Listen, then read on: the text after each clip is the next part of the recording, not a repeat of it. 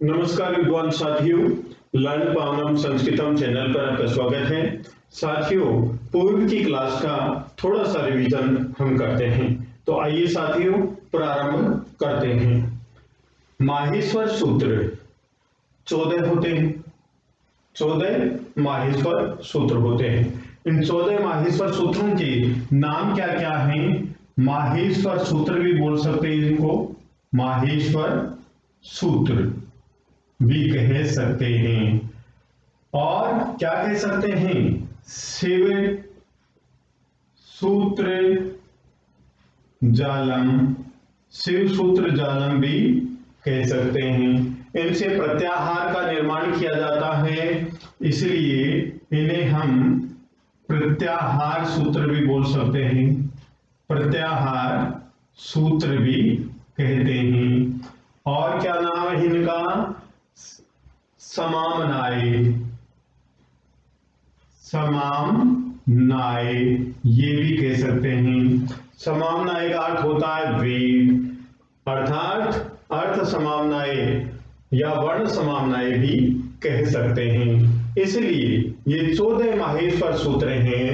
इन 14 माहेश्वर सूत्रों के पर्याय नाम क्या क्या हैं? माहेश्वर सूत्र, शिव सूत्र जालम, प्रत्याहार सूत्र और समामनाय, ये इनके पर्यायवाची शब्द हैं। अब आगे देखते हैं साथियों। आगे जो माहेश्वर सूत्र के अंत में जो ये सूत्र है, पहला सूत्र, इसके अंत में हलंत लगा हुआ है। सभी जो सूत्र हैं उनके अंत में हल लगा हुआ है, कहने का मतलब हलंत लगा हुआ है। तो जो हलंत लगा हुआ वर्ण है, इसको अंतिम वर्ण भी बोलेंगे। क्या? अंतिम वर्ण। तो इस अंतिम वर्ण की इत संज्ञा हो जाती है। क्या हो जाती है? अंतिम वर्ण की इत संज्ञा हो जाती है। अब नेक्स्ट प्रश्न है, माहेश्वर सूत्रों में प्रारंभ के जो 4 सूत्र हैं, 1, 2, 3, 4, इन 4 सूत्रों में मुख्य रूप से 9 स्वर विद्यमान हैं। मुख्य रूप से कितने स्वर विद्यमान हैं? 9 स्वर विद्यमान हैं। अब जैसे ए यहां से लिया और अच यहां से लिया, तो इनको हम अच स्वर भी बोलते हैं। क्या बोलते हैं? अच स्वर, अच स्वर भी कहते हैं। अच के अंतर्गत कितने आए? ए, ई, उ। अंतिम जो हलंत लगा हुआ जो वर्ण है, इस अंतिम हलंत वर्ण का लोप हो जाता है, इनको हम काउंट नहीं करते हैं। तो अच स्वर के अंतर्गत कितने वर्ण आए? ए, ई, उ, री, ली। और नेक्स्ट ए, ओ, आई, औ, ये वर्ण है। तो कितने हुए साथ? ये 1, 2, 3, 4, 5, ये 5 वर्ण हुए। तो इनको हम ह्रस्व स्वर भी कहते हैं, या लघु स्वर भी बोलते हैं, या हम मूल स्वर भी कह सकते हैं, मूल स्वर भी कह सकते हैं। नेक्स्ट, ये जो स्वर हैं, ये स्वर संयुक्त स्वर भी इनको कहेंगे, या संधि स्वर भी कह सकते हैं। क्या? संयुक्त स्वर या संधि स्वर भी कहते हैं, संधि स्वर। अब इनकी कुल संख्या कितनी है? जो रीस्वर या लघु या मूल स्वर हैं, ये कितने हैं साथियों? 5 हैं। कितने हैं? 5 हैं। इनको और क्या बोल सकते हैं? अक वर्ण भी बोलते हैं, ए से के तक। तो इनको क्या बोल सकते हैं? अक वर्ण, अक वर्ण भी बोल सकते हैं। लेकिन जो अच में तो ये दोनों ही आएंगे। अच स्वर के अंतर्गत तो हम दोनों की ही गिनती करेंगे, क्योंकि अच के अंतर्गत तो 5 ए और 4 ये, कुल स्वर कितने हुए? अच स्वर कितने हुए? 9 हो गए। अच स्वर कितने हुए? 9 स्वर हुए। अब कुल स्वर कितने होते हैं? अब साथियों इनमें 4 और जोड़ देंगे। कुल स्वर, अच स्वर के अंतर्गत तो हम क्या जवाब देंगे कि अच स्वर 9 होते हैं, लेकिन कुल स्वर कितने होते हैं? जैसे कुल स्वर के अंतर्गत आ, ई, उ और री, ये 4 स्वर और जोड़ देंगे तो कुल स्वर कितने हो गए? कुल स्वर कितने हुए? 13 स्वर हुए। और माहेश्वर सूत्रों के अनुसार स्वर हमारे कितने हुए? अच स्वर 9 स्वर हुए। 9 कौन कौन से हुए? ए, ई, उ, री, ए, ओ, आई, आ, ये 9 स्वर हुए। यहां तक की बात हम समझ गए हैं, ठीक है। इनको हम संयुक्त स्वर भी बोलते हैं, संधि स्वर भी कहते हैं। संयुक्त स्वर भी कहते हैं और संधि स्वर भी कहते हैं। अब नेक्स्ट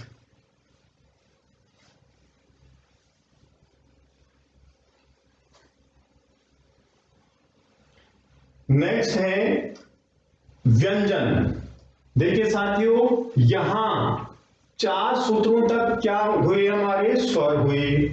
1 सूत्र, 2 सूत्र, 3 सूत्र और 4 सूत्र तक जो स्वर होते हैं उन स्वरों को हम अच के नाम से भी जानते हैं, ए और चे, अच के नाम से भी जानते हैं। जो अंतिम वर्ण के हम हलंत लगाते हैं उस वर्ण को हम काउंट नहीं करते हैं। और 4 जो सूत्रों के बाद में जो 10 सूत्र हैं उन 10 सूत्रों में व्यंजन वर्ण होते हैं।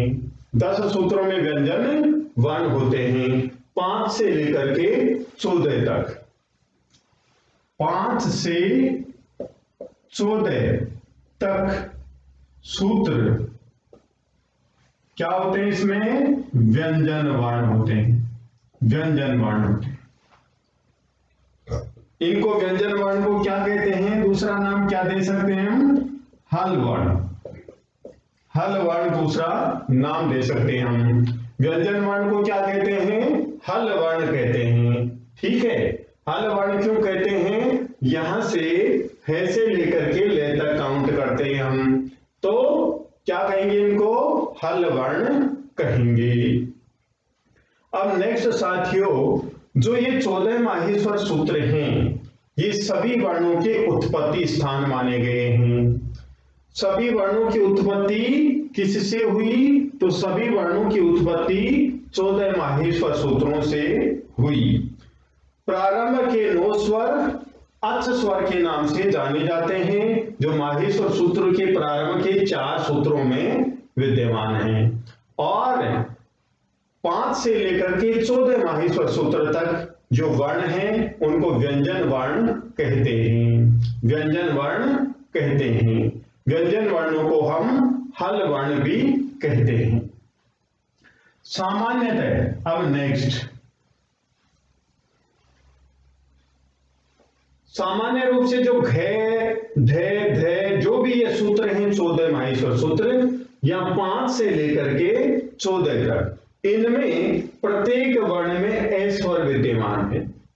तो ये जो ए स्वर है प्रत्येक वर्ण में, ये केवल उच्चारण के लिए ही हम प्रयोग करते हैं, केवल उच्चारण के लिए है, अन्यथा इनमें स्वर नहीं है, ये स्वर रहित हैं। क्योंकि व्यंजन वर्ण किसको कहेंगे?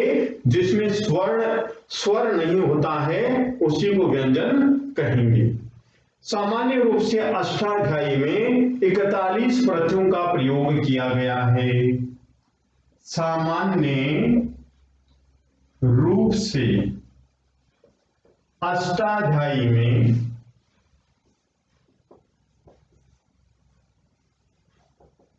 41 प्रत्ययों का प्रयोग किया गया है। सामान्य रूप से अष्टाध्यायी में 41 प्रत्ययों का प्रयोग किया गया है, लेकिन उरण रफरे सूत्र में रे को प्रत्याहार मानकर, उरण रफरे सूत्र में रे को प्रत्याहार मानकर, उरण रफरे सूत्र में रे को प्रत्याहार मानकर 42 प्रत्याहारों का पाणिनि की अष्टाध्यायी में प्रयोग किया गया है। 42 प्रत्याहारों का पाणिनि की अष्टाध्यायी में प्रयोग किया गया है, प्रयोग किया गया है। सामान्य रूप से अष्टाध्यायी में 41 प्रत्याहारों का प्रयोग किया गया, लेकिन उरण रफरे सूत्र में रे को प्रत्याहार मानकर 42 प्रत्याहारों का प्रयोग पाणिनि की अष्टाध्यायी में प्रयोग किया गया है। नेक्स्ट है भट्टोजी दीक्षित सिद्धांत। भट्टोजी दीक्षित के अनुसार सिद्धांत कौमुदी 44 प्रत्याहारों का प्रयोग किया गया। भट्टोजी दीक्षित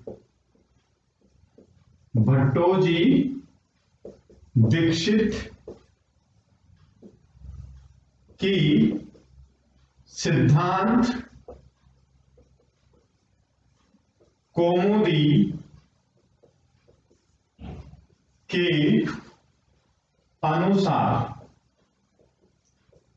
44 प्रत्याहार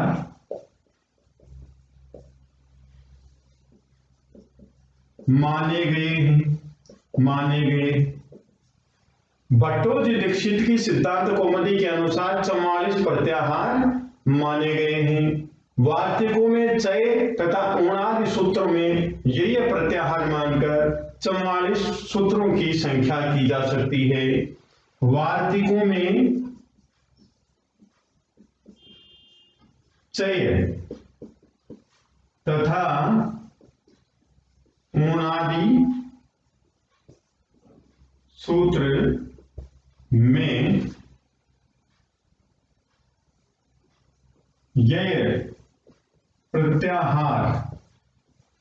ये प्रत्याहार मानकर 44 प्रत्याहारों की गिनती की जा सकती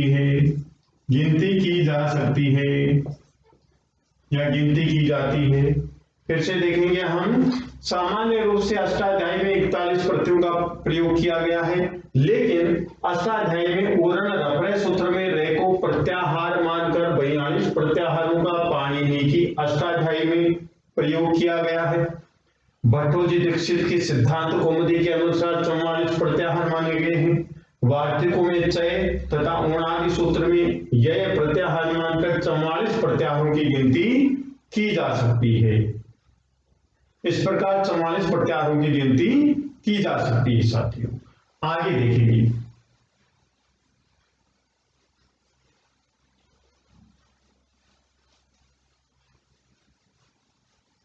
अब जो लण है, माहेश्वर सूत्र नंबर 6 में जो लण क्या है, सूत्र है, इसमें आकार की इस संज्ञा का प्रयोजन रे प्रत्याहार है।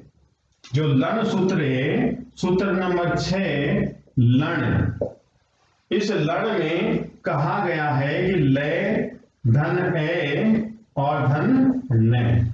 इसमें जो ए है, इसकी इत संज्ञा क्यों की गई? इत संज्ञा करने का क्या कारण है? रे प्रत्याहार के कारण। रे प्रत्याहार के कारण ए की इत संज्ञा की गई। ए को आकार भी बोलेंगे आप, आकार बोलेंगे, आकार, क्योंकि आकार बोलेंगे तभी इसका शुद्ध उच्चारण माना जाता है। केवल लण में जो ए है उसकी इत संज्ञा की जाती है, क्यों?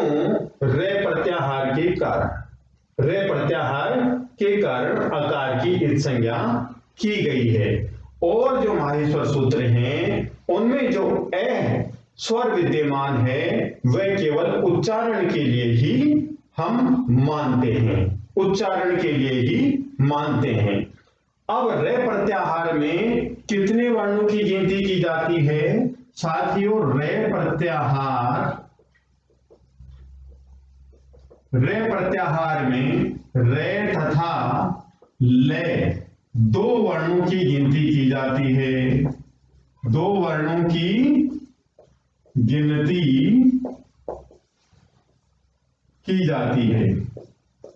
रे प्रत्याहार में कहने का मतलब है दो वर्ण हैं, रे प्रत्याहार में दो वर्ण हैं। नेक्स्ट, प्रत्याहार विधायक सूत्र का नाम क्या है? आदिर अंतेन संहिता। ये भी हम याद रखेंगे। भाई प्रत्याहार का निर्माण करने वाला सूत्र कौन सा है? प्रत्याहार का निर्माण किस सूत्र से किया जाता है? तो देखिए, प्रत्याहार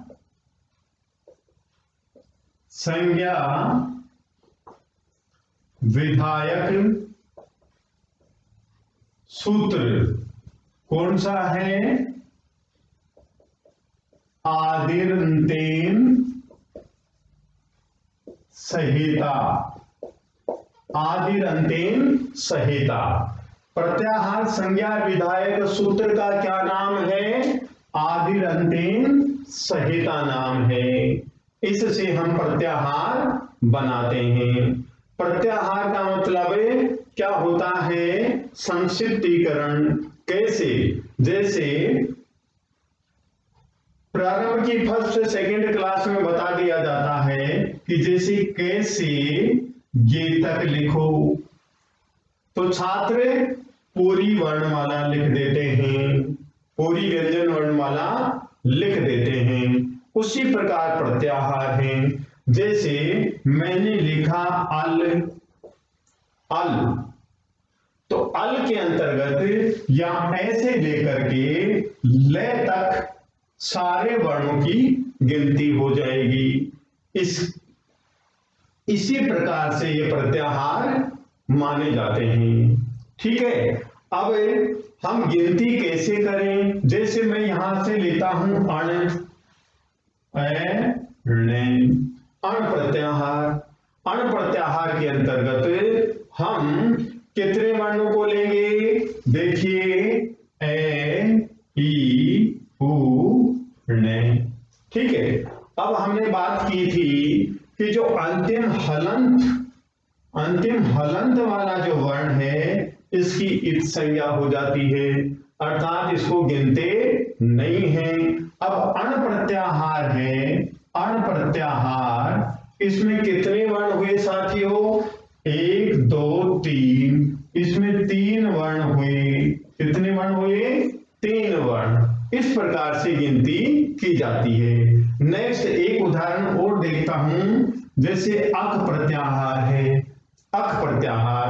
अब अक प्रत्याहार के अंतर्गत हम कितने वर्णों को लेंगे? लिखते हैं ए, ई, उ, ने, री, ली और के।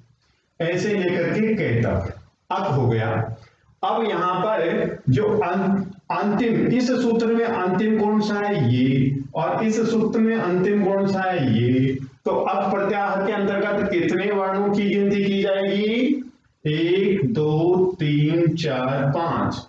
ये 5 वर्ण आ गए अक प्रत्याहार में, जिसको हम हर्ष स्वर भी बोल सकते हैं, मूल स्वर भी बोलते हैं। दीर्घ स्वर भी बोलते हैं। यहां तक की बात समझ गए? तो इस प्रकार से प्रत्याहार बनाए जाते हैं। जैसे नेक्स्ट एग्जाम्पल और लीजिए प्रत्याहार बनाने का, आगे विस्तृत रूप से हम जानेंगे। आगे विस्तृत रूप से हम जानेंगे इसके विषय में। जैसे मैंने लिख दिया एच, एच लिख दिया। अब ए से लेकर के चे तक जो वर्ण है वो एच प्रत्याहार के अंतर्गत हम गिनेंगे। कौन कौन से वर्ण हुए? देखिए ए ओंग, ए ओंग, फिर आई आउच, ये हो गए। अब अंतिम जो हलंत युक्त वर्ण है इसकी हम संज्ञा कर देंगे। अब एच प्रत्याहार में कितने वर्ण हुए? ए ओ आई आउ। अब इनका क्रम यही रहेगा, क्योंकि हम हिंदी में ये क्रम लिख देते हैं साथियों, ये क्रम लिखते हैं, और संस्कृत में भी यही क्रम यदि हम लिख देते हैं तो हमारा गलत हो जाता है। इसलिए हमें ये क्रम याद रखना है। ए ओ आई आओ, ये क्रम हमें याद रखना है। ठीक है, तो प्रत्याहार कैसे बनाते हैं ये हम जान गए हैं। प्रत्याहार विधायक सूत्र का क्या नाम है? आदिर अंतेन सहेता। प्रत्याहार विधायक सूत्र का क्या नाम है? आदिर अंतेन सहेता। अब नेक्स्ट प्रश्न और है। नेक्स्ट प्रश्न और ये है कि जैसे अण प्रत्याहार है और इण प्रत्याहार है, अण और इण। अब संदेह यह है कि जो अण में ण की ण है, अण में तो ऐसे लेकर के ण तक गिनेंगे, लेकिन इण में हम इस ण तक गिने या कौन से ण तक गिने? इस ण तक गिने, ये संदेह है। तो अण प्रत्याहार के अंतर्गत हम वर्णों की गिनती यहां तक करेंगे, यहां तक करेंगे, और इण प्रत्याहार में जो वर्ण ग्रहण किए जाएंगे वो यहां तक ग्रहण किए जाएंगे। ये हमें याद रखना है। ऐसे प्रश्न पूछ लिए जाते हैं। अण प्रत्याहार में हम वर्ण ए ई उ यहां तक गिने, और इण प्रत्याहार में ई से लेकर के ई उ रील री ए ओ आई औ ह य व र ले तक गिनेंगे, क्योंकि इन प्रत्याहार में वर्णों की गिनती यहां तक किए जाएंगे। इन प्रत्याहार इतने वर्ण तक यहां तक ग्रहण करेगा वर्ण, ये भी हमें ध्यान रखना है। अब आगे साथियों, वर्ण कहते किसे हैं? वर्ण कहते किसे हैं? ध्वनि की सबसे छोटी मौखिक लिखित इकाई को, या ध्वनि की लिखित इकाई को, ध्वनि की सबसे छोटी लिखित इकाई को वर्ण कहते हैं, या बोल सकते हैं हम सबसे छोटी मौखिक इकाई को वर्ण कहते हैं, वर्ण कहते हैं। भाषा की सबसे छोटी इकाई कौन सी होती है? भाषा की सबसे छोटी इकाई वर्ण होती है, वर्ण होती है। भाषा की सबसे छोटी इकाई कौन सी होती है? वर्ण होती है साथियों, वर्ण होती है। और वर्ण को ही अक्षर कहते हैं। वर्णमेव अक्षर है, वर्ण को ही अक्षर कहा जाता है। और सार्थानाम वर्णानाम योग एव शब्द है, सार्थक वर्णों का योग ही शब्द कहलाता है। कह सकते हैं वर्ण समूह है, वर्ण समूह है, शब्द है। वर्णों के योग से शब्द बनता है, वर्णों के योग से शब्द बनता है, सार्थक वर्णों के योग से शब्द बनता है। यदि शब्द के सुप, विभक्ति तथा तिंग क्रिया लग जाती है तो वह पद बन जाता है। यदि शब्द की, लिखेंगे, यदि शब्द के सुप, विभक्ति तथा तिंग प्रत्यय तिंग क्रिया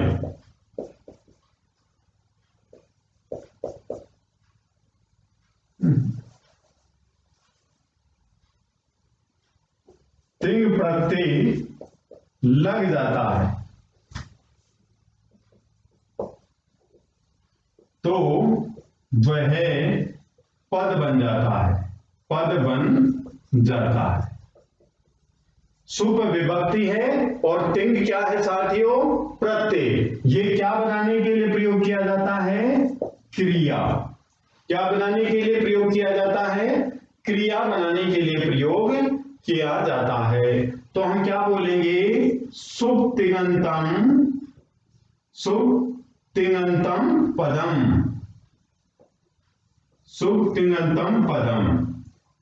सुप और तिंग से अंत, सुप और तिंग जिसके अंत में लगाया जाता है उसको क्या कहते हैं? पद। जैसे यहां पर क्रिया लिख रहा हूं, पठ।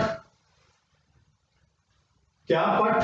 यहां पर यदि टिप, टिप का मतलब तिंग प्रत्यय, तिंग प्रत्यय जोड़ दिया जाता है तो क्या होगी? पठती। इसको ही क्या कहा जाता है? पद कहा जाता है। अब साथियों, वर्ण के कितने भेद होते हैं? वर्ण के कितने भेद होते हैं? वर्ण के दो भेद होते हैं। पहला है स्वर और दूसरा है व्यंजन। इस प्रकार से वर्ण के दो भेद होते हैं। स्वर के विषय में जाने हम मूल रूप से, मुख्य रूप से स्वर कितने होते हैं? 9, जिनको हम अच स्वर के नाम से जानते हैं, अच स्वर। और इनमें कुल स्वर कितने होते हैं? कुल स्वर कितने होते हैं? 13। इसमें 4 और जोड़ देंगे तो 13 हो जाएंगे। 4 कौन से जोड़ेंगे? इनके विषय में हमने जान लिया था, आ, ई, उ और री। ये 4 और जोड़ देंगे तो कुल स्वर कितने हो गए? 13 स्वर हो गए। लेकिन वैसे अच मूल स्वर कितने हुए? 9 स्वर हुए। मूल स्वर कितने हुए? 9 स्वर हुए। अब स्वरों का स्वयं राजन्ते इति स्वरा, स्वयं राजन्ते इति स्वरा। जो स्वर कहते किसे हैं? जिनका स्वतंत्र उच्चारण होता है उन्हें स्वर कहते हैं। स्वर के विषय में बताया गया है कि स्वयं राजन्ते इति स्वरा। जो स्वयं सुशोभित होते हैं वे स्वर कहलाते हैं। जो स्वयं सुशोभित होते हैं वे स्वर कहलाते हैं। अर्थात जिनका उच्चारण स्वतंत्र रूप से होता है वे स्वर कहलाते हैं। जिनका उच्चारण करने में किसी की सहायता नहीं लेनी पड़ती है वे स्वर कहलाते हैं, उन्हें स्वर कहते हैं।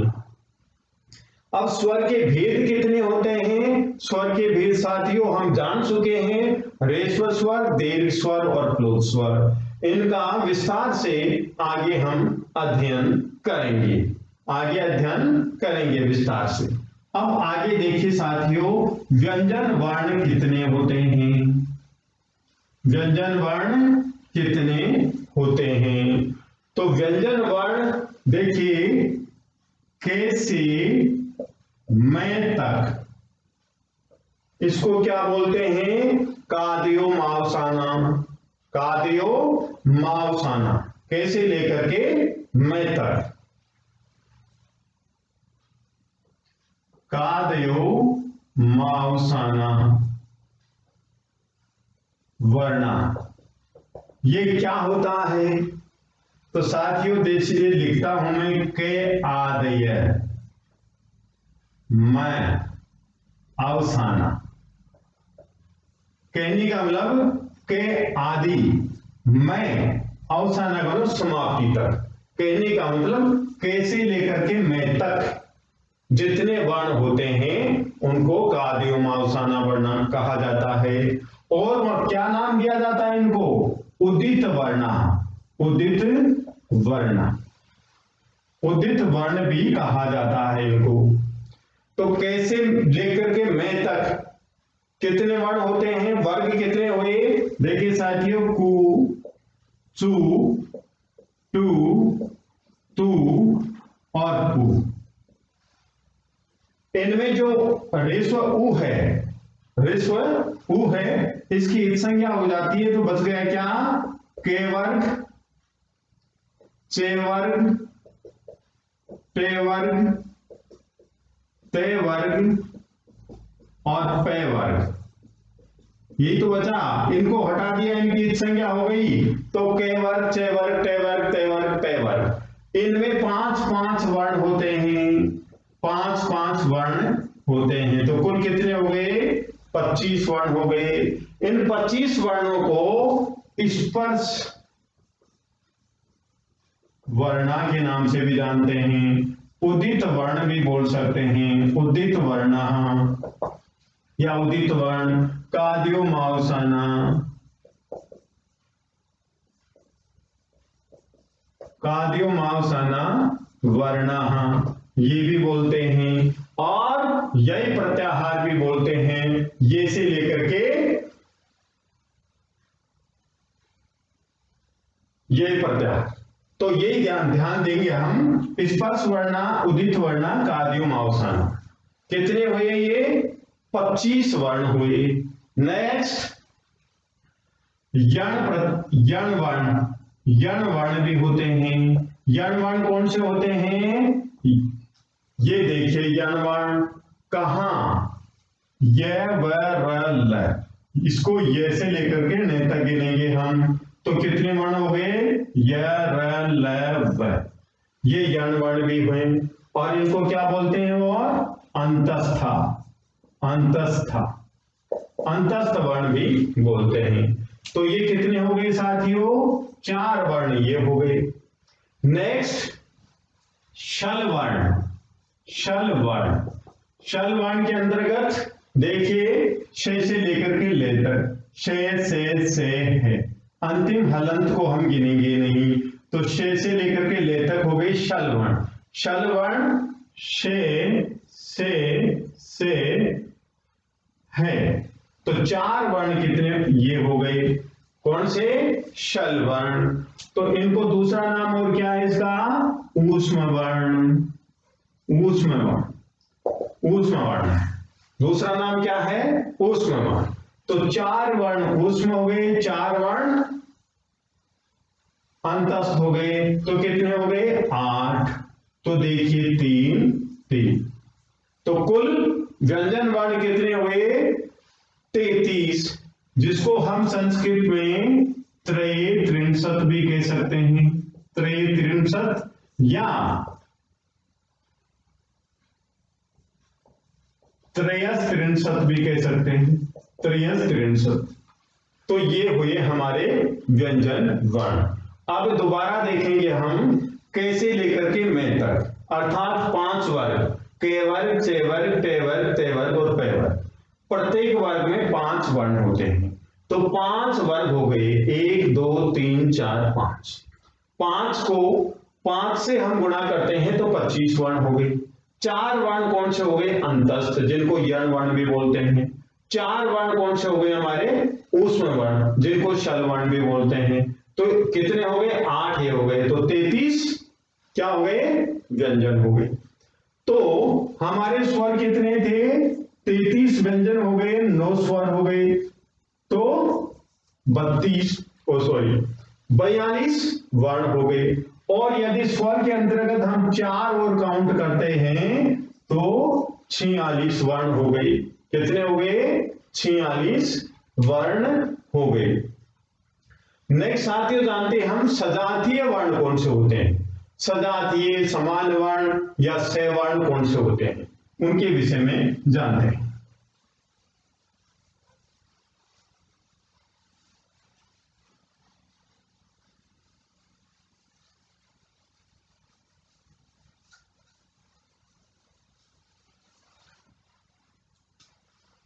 सजातीय, जो समान जाति के हों, समान वर्ण या सवर्ण, कौन कौन से होते हैं?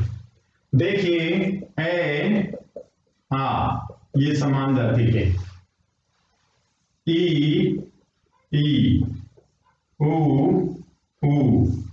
री और री, इनको बोलते हैं सजातीय वर्ण। इनको कहते हैं सजातीय वर्ण। ठीक है साथियों, अब हम जान गए स्पर्श अच के विषय में जाना हमने। डिटेल में देखते हैं सभी को। सबसे पहले तो अख के विषय में जाना हमने, फिर अच के विषय में जाना, फिर किसके विषय में जाना? उदित, उदित वर्ण या स्पर्श व्यंजन के विषय में जाना, फिर यण वर्ण या अंतस्थ, अंतस्थ वर्ण के विषय में जाना, फिर शल वर्ण या ऊष्म वर्ण के विषय में जाना, इनके विषय में जानना। तो अक वर्ण कितने हुए जिनको हम ह्रस्व बोल सकते हैं, मूल बोल सकते हैं? कितने हुए? अक 5 हुए। ठीक है, और नेक्स्ट एज कितने हुए? 4 हुए। एज कितने हुए? 4 हुए। 1 2 3 4, 4 ये हुए। अब अच ऐसे लेकर के चेतक कुल कितने हुए? 9 हुए। ठीक है, अब उदित स्पर्श व्यंजन कितने? 25। अंतस्थ व्यंजन ये 11, 4। शल वर्ण ऊष्म वर्ण कितने? 4, कुल कितने हुए? 33। और अच स्वर मूल स्वर कितने हुए? 9, तो कुल मिलाकर के कितने हुए? 42। और यदि स्वर हम 4 और जोड़ देते हैं, कौन कौन से? आ, ई, ऊ और री, ये 4 स्वर और जोड़ देते हैं तो कुल वर्ण कितने हो गए? 46। यहां तक की हमने बात की। अब साथियों संयुक्त व्यंजन कौन कौन से होते हैं, इनके विषय में भी देखते हैं।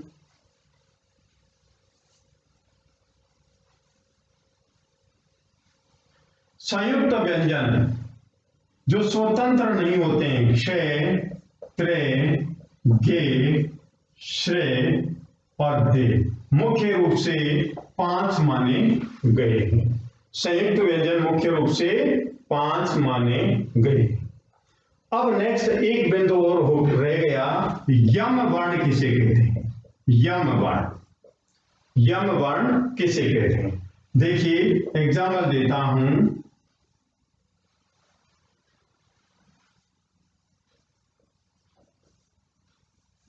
प्रत्येक वर्ग का या किसी भी वर्ग का पंचम वर्ण होता है, उससे पहले एक को छोड़कर द्वितीय वर्ण यम वर्ण माना जाता है। अंतिम पंचम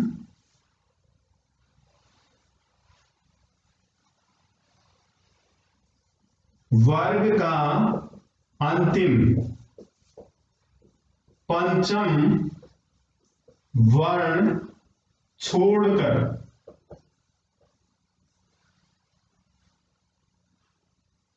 द्वितीय वर्ण यम वर्ण कहा जाता है।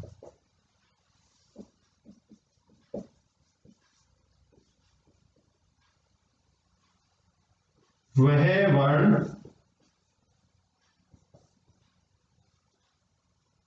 वर्ग के 4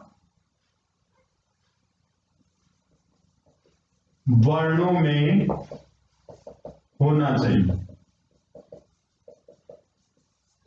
उदाहरण पॉलीक्वेनिक। नेक्स्ट उदाहरण